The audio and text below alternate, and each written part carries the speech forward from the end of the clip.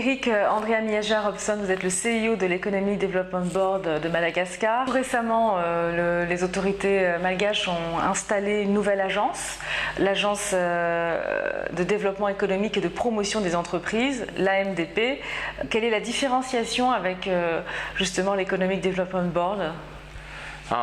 Les missions des deux entités ne sont pas exactement les mêmes. Par exemple, l'IDBM, la première mission de l'IDBM, c'est mettre en place la stratégie pour développer les investissements à Madagascar.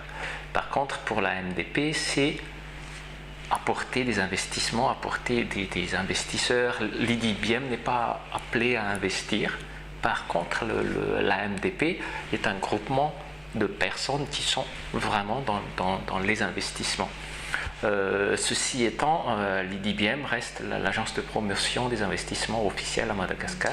Le dernier rapport du Doing Business place Madagascar à la 164e place et le pays ambitionne de faire un bond jusqu'au 80e rang, donc c'est quand même assez ambitieux. Comment est-ce que vous allez pouvoir atteindre cet objectif ?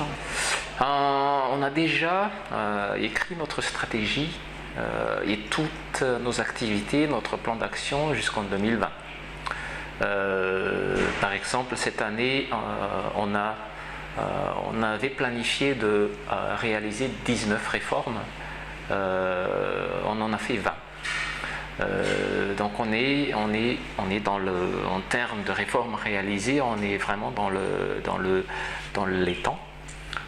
Par contre, après le classement, on ne sait pas, parce que le classement, ça dépend aussi de ce que les autres font et puis qu'est-ce qui se passe sur la méthodologie et tout ça, mais en tout cas, on est bien sur le plan d'action.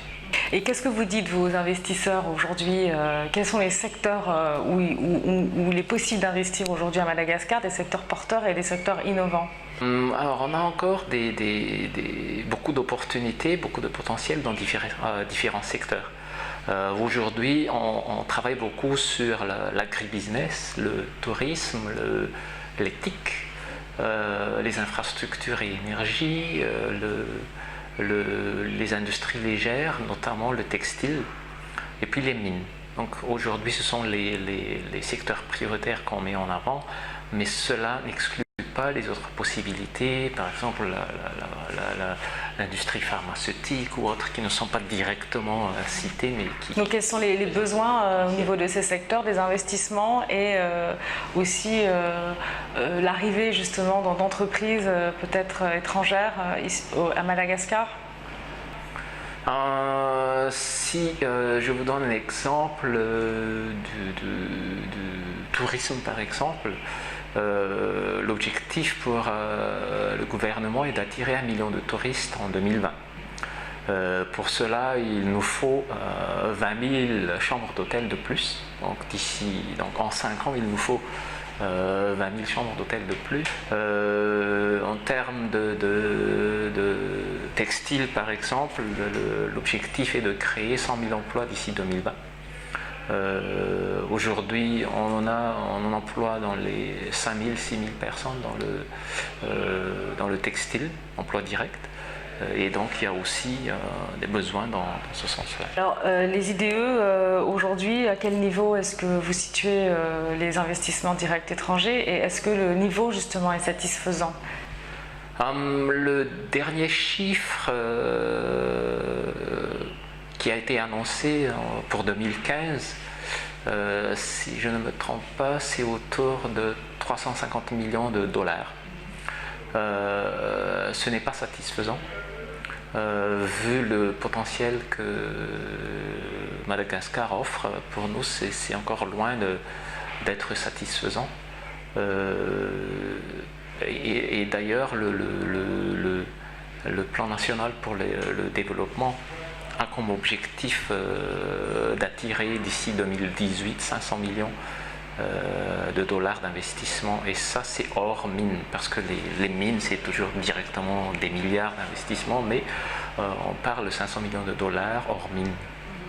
Pourquoi Madagascar ne s'est pas inspiré du modèle mauricien plus en avant, c'est-à-dire que vous êtes à côté d'une place quand même financière, un hub financier? Je pense que cela relève plutôt d'une décision politique vraiment de haut niveau.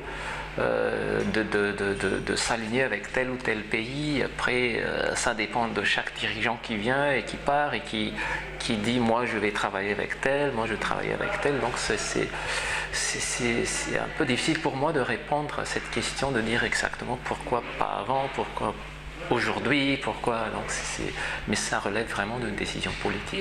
Quel message est-ce que vous souhaitez adresser aux investisseurs qui s'intéressent de près à Madagascar?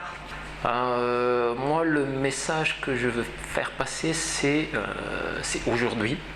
Il faut le faire aujourd'hui, parce que être le premier sur la ligne de départ, c'est très important. Donc, si on rate le départ aujourd'hui, ça risque de faire une différence entre un investisseur A qui commence aujourd'hui et un investisseur B qui attend 6 mois ou 1 an ou 2 ans après. Donc, c'est vraiment aujourd'hui qu'il faut le faire. Et en termes de stabilité politique sur l'île, le risque aujourd'hui il est très minime, vous pensez? Il est minime. Et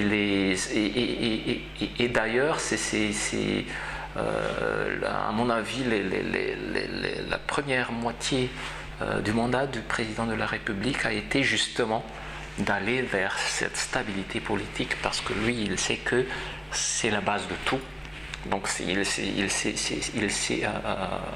s'est vraiment donné pour arriver à cette stabilité politique. Eric Andria Miaja Robson, merci. Merci beaucoup.